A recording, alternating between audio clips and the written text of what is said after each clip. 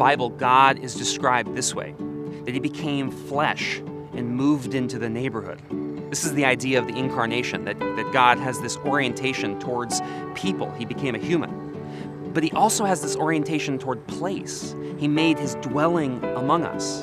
I mean, if Jesus is the full representation of God in the world, and the church is the representation of Jesus, should not the church have the same orientations as him?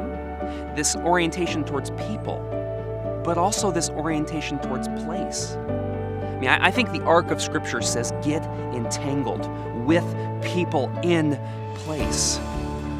And so at Neighborhood Church, we love the idea of a full gospel.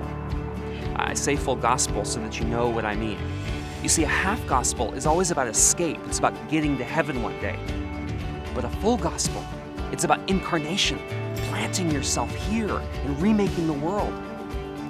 A half gospel, it's about individualism and my personal sin. A full gospel, it's about the community all playing a role in the remaking of the world together in Jesus' name. It's an orientation towards people, but it's also an orientation towards place.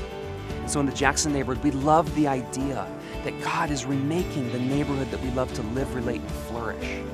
But we also love the idea that God is reconciling all people to himself, that every business owner, that every family, that every person at Jackson Elementary knows and follows Jesus. You see, the arc of Scripture is saying get entangled with people in place. And so as people at Neighborhood Church and pastors of Neighborhood Church, I love to proclaim a full gospel along with Jesus, who says, behold, I make all things new, all things. A full gospel, the renewal of people and the renewal of place, the place that we love to live, relate, and flourish. That's why we love Neighborhood Church, and that's why we love being a part of what God is doing here, the renewal of people and the renewal of place.